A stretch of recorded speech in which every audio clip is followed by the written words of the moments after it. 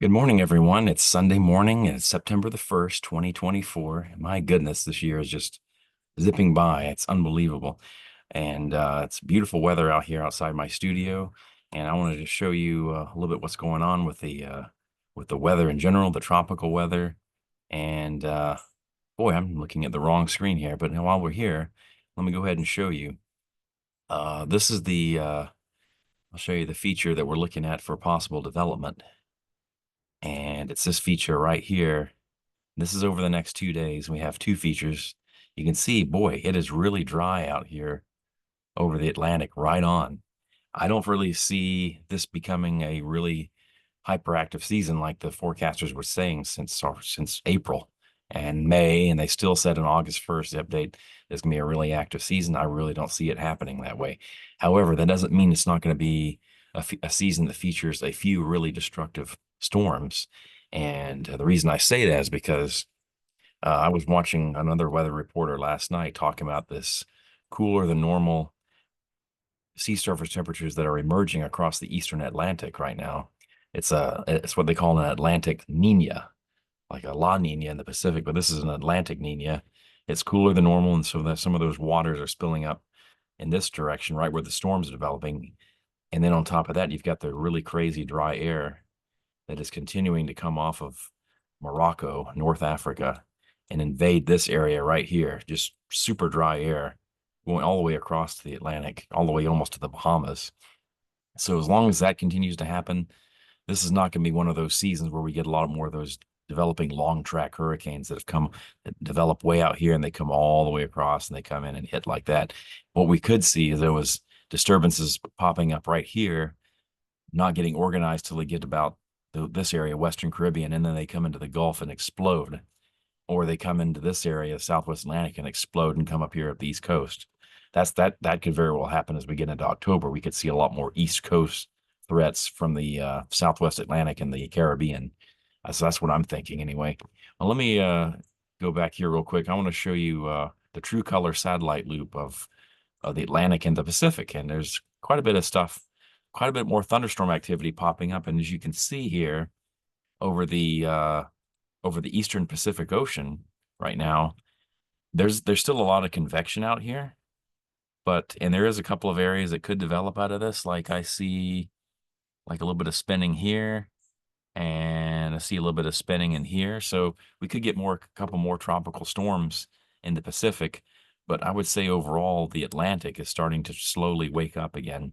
And it may take another 6 to 10 days for this to really wake up. Let me draw your attention here real quick after I erase some of this other stuff. Uh, let's see. Look at this spot right here. Watch. This right here is the thing that the weather for like some social media weather geeks like me have even talked about. Well, there could be a hurricane in the Gulf next week, and that is very well possible. But the National Hurricane Center has decreased the odds of this developing by down to 40% over the next 7 days. And as you look at this is the track the whole system is supposed to take. This is just the disturbance. Somewhere in this general area right here now is where they think it could develop. Now, it still may not do it there either, but I'm thinking more likely it's going to be more in this area, the southwestern and south central Gulf of Mexico. And the steering pattern right now is featuring a pretty stout trough. And there's obviously a cold front. Let me use the color blue here real quick. And I'll show you this right here is a cold front racing along like this. Not going to make it to Florida. Sorry, folks. Not going to cool us down. But anyway, this front is just kind of pulling out here, and the upper level winds behind it are blowing like this. This is a trough in the jet stream right here. So this would normally steer a hurricane out to sea. I can't really spell today. I'm not going to worry about it. So basically, this trough is pulling out, and we have a pretty stout ridge that's going to set up right here over the whole state of Florida and the Southwest Atlantic. So you're going to get a flowing pattern like this. And what might happen is this ridge might extend out this way, and whatever develops with our system might just get pushed into Mexico like that.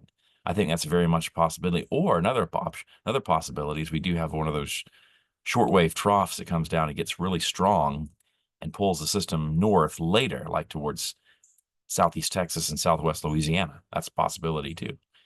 We're gonna have to just see what happens, because this thing, I can just point it out right here where the cursor is. This may not even develop at all. So there's no telling. However, what is interesting, what's going to happen in Florida over the next 3 or 4 days is a lot of heavy thunderstorms towards the mid to late afternoon every day this week. It's going to start out sunny and beautiful in the morning. And then by, say, 2 to 4 o'clock, you're going to start to see those clouds pop up. And then by the mid to late afternoon and early evening, those thunderstorms are going to come rolling through. Most locales along the coast will get the rain earlier. And people in the inland areas like Ocala, Gainesville, Lake City, it'll be in the mid to late afternoon. So that's pretty much what we're looking at. Let me show you a few other weather maps here. And I also want to show you this particular feature here. This is the air pressure anomalies map set out by the Ensemble Prediction Center. And whenever there's a high pressure, it's where the orange is, and that's actually what would steer hurricanes further west. And then when you see the L's, where you see the blue colors, that's where lower pressure is. So let's take a look and see what happens. This is today or yesterday. Let's go. That was 2 days ago. So this is today. Here's September 1st, today. Now watch. You can see blues across the Gulf of Mexico, lowering pressure. But you can notice there's nothing down here in the Caribbean. There's no organized low pressure area. But they are predicting some lower pressures across the southern and western Gulf of Mexico for Tuesday, Wednesday, and then Thursday, pressures start getting higher coming from the northeast. That's probably a frontal boundary slipping south. But they are showing some lower pressures over the Western Caribbean on Thursday the 5th. So maybe something is trying to get its act together right here over the Western Caribbean. Oh, yep, between the Yucatan Channel, it is showing some lowering pressures. And sure enough, there is a low pressure that does develop on Saturday the 7th of September. Oh, while we do have low pressure across the southeast U.S. as well, around South Carolina. So basically, even if nothing develops out of this, Florida, Georgia, and South Carolina are going to get very heavy rain over these next few days. That's one thing for sure that we can definitely count on.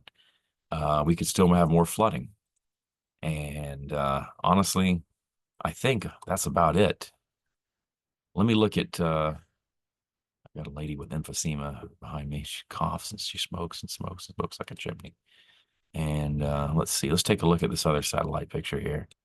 Let's see, U.S. East Coast. That's it. That's what we want. Now keep an eye on this. Look, we have a pretty good area of thunderstorm activity right off the coast of Florida here.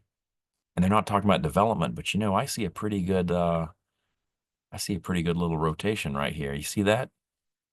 I think it's very possible we could get like a depression off the east coast of Florida and have it drift over the state and bring us a whole bunch of rain in these next 3 to 4 days. So anyway, that's all I have for right now. There's no tropical development imminent.